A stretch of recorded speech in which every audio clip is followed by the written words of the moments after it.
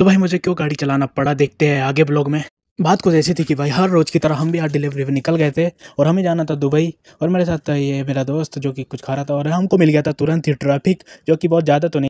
हाँ भाई, बहुत दिनों बाद ब्लॉग आ रहा था, मेरी थोड़ी तबीयत खराब हो रही थी, इसलिए बहुत दिनों बाद ब्लॉग आ रहा। अब रोज़ ब्लॉग आएंगे, टेंशन नहीं लो। फॉलो सब्सक्राइब सब करके रख लो। फिर मुझे ये अपने पुरानी बातें बताने लग गया कि कैसे इन्हें स्ट्रगल किया ड्राइविंग लाइन में दुबई में लाइसेंस लेने के लिए।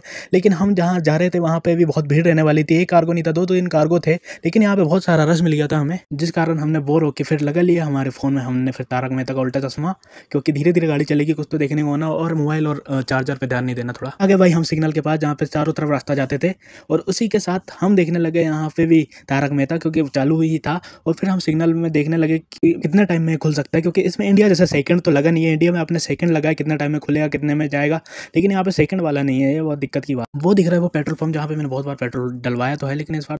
उसी के बाद चलते चलते भाई हम आ गए विक एयरपोर्ट, यानी दुबई एयरपोर्ट। और हमारे बाजू में ये दिख रहा था जो कबाड़ा प्लेन। फिर हम आ गए टोल के नीचे से, और ब्रिज के नीचे से जाएंगे, जो ब्रिज आपको पता ही है कि बहुत ही बड़ा 1-2 किलोमीटर दूर है ब्रिज, जिसके ऊपर से जाते हैं पूरे एयरप्लेन।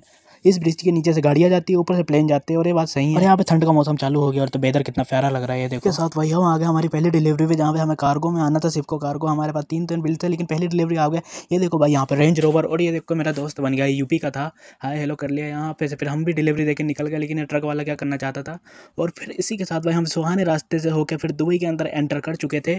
और ये प्यारी मस्जिद भी देख लिया हमने रास्ते में ही, जो कि कितनी प्यारी दिख रही थी। ये देखो इधर मस्जिदें बहुत अच्छी अच्छी बनाई जाती है, मैंने ये बात तो यहाँ की नोट किया हूँ। फिर आने लगे अबीर वाले रास्ते पे। फिर हमें यहाँ देखिए यहाँ पे बड़ी बड़ी बिल्डिंग और ट्रैफिक भी थोड़ा बहुत। ट्रैफिक के साथ साथ हम धीरे धीरे चलते चलते फिर तारक मेहता देखते हुए हंस रहे थे। फिर हमने लगा लिया यहाँ पे मैप लगाते ही फिर हम ढूंढने लगे यहाँ पे हमारी लोकेशन, जहाँ में हमें जाना था। हमें लग गया कि हम जिधर रहते हैं हम उधर ही पहुँच गए, मतलब जिधर हमारा रूम है हम उसके पास ही पहुँच गए दुबई में। तो भाई फाइनली बहुत देर ढूंढने के बाद, इधर उधर बिल्डिंग देखने के बाद, फिर हम आ जाते हैं जहाँ पे हमको डिलीवरी देना था। वो भाई बताने लग गया हमको लोकेशन। फिर हमने यहाँ नीचे ही सामान उतार दिया, बड़े बड़े बॉक्स थे। और फिर हम बैठ गए गाड़ी में, क्योंकि हम निकलते हैं हमारी तीसरी डिलीवरी के लिए, जहाँ पे हमें जाना था। ये बहुत बड़े कार्टून थे, इसलिए वो भाई कहते यहीं रख दो, हम बाद में ले जा लेंगे। फिर हम निकल गए, लेकिन इधर ट्रैफिक था। और ये दुबई का इलेक्ट्रॉनिक मार्केट है, जहाँ पे हम घुस चुके थे। यहाँ पे बेजा ट्रैफिक थी, छोटी छोटी गलियाँ थी अलग।